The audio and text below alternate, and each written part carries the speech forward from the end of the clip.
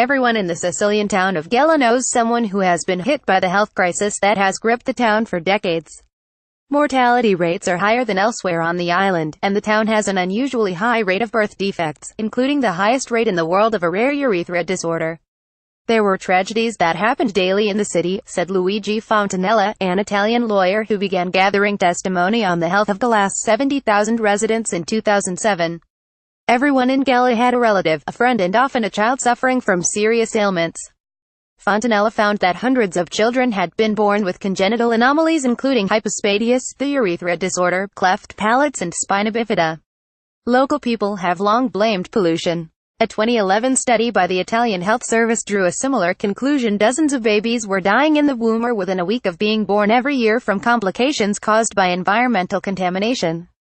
The refinery in Gela. Photograph Francesco Bellina for The Guardian. Now, 10 years into a battle to assign criminal responsibility for the town's health problems, the Italians living in this wasteland feel like they may be a step closer to justice. Last week prosecutors brought charges of environmental pollution against 5 managers of Eni, Italy's largest oil company, which has run an oil refinery in Gela for 54 years.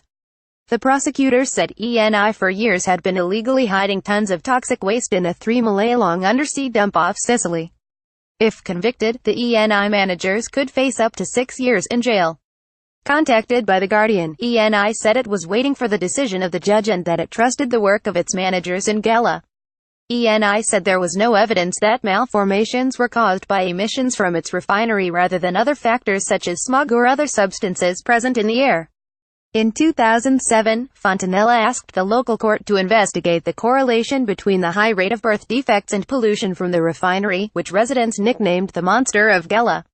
The court accepted his proposal in 2012 and commissioned environmentalists, doctors and geneticists to study the links. The expert study concluded in 2015 that the sea around Gela was so polluted that it was technically incorrect to talk about the toxic contamination of the water. The toxic contaminant should be less than, in this case, the water, they wrote. Gela seems to be the opposite. It is the water that is the contaminant of the toxic substance. Gela's chief prosecutor, Fernando Isaro, who has led the investigation. Photograph Francesco Bellina for The Guardian. The alleged victims include 20-year-old Kimberly Scudera, who has spina bifida, a severe condition where the spine and spinal cord do not develop properly in the womb, and uses a wheelchair. The court-commissioned doctors said of her condition. The technical commission unanimously believes that the possibility that Kimberly Scudera's spina bifida has been caused by the presence of chemicals in the environment, air, water, nutrition, provided by the industrial plant, is entirely concrete. Scudera is an Italian archery champion training to participate in the 2020 Paralympics. Her family has sought, but not received, payment from Eni for her care. She lives in an apartment on the second floor of the family home. Her family does not have the money to build a lift to take her to training each day. Scudera's mother carries her down the stairs on her back. It's considered almost ordinary here, something we're all used to. Scudera said, "Of course I feel angry." Eni said the study hasn't reached appreciable results and in this context, no reparations is being considered. Eni reached the same conclusion about Niccolo Pace, 15, who was born with a severe cleft palate.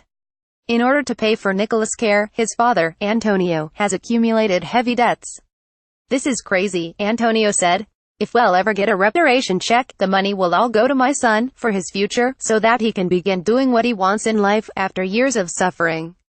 In March, Fontanella asked the local court to seize the farmland around the refinery, to prevent people from eating products linked to the birth defects.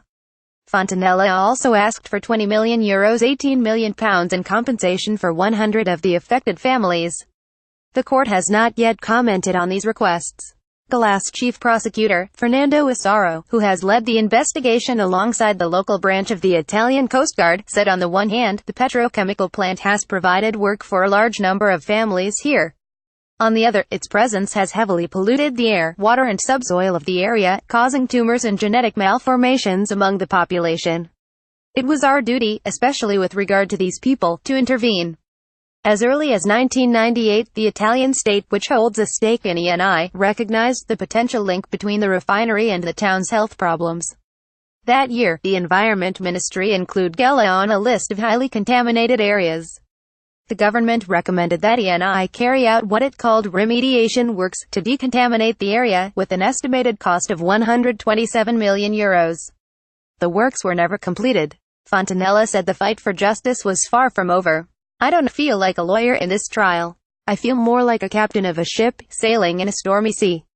And I will fight those waves until the end, until my clients receive what ENI has taken away from them."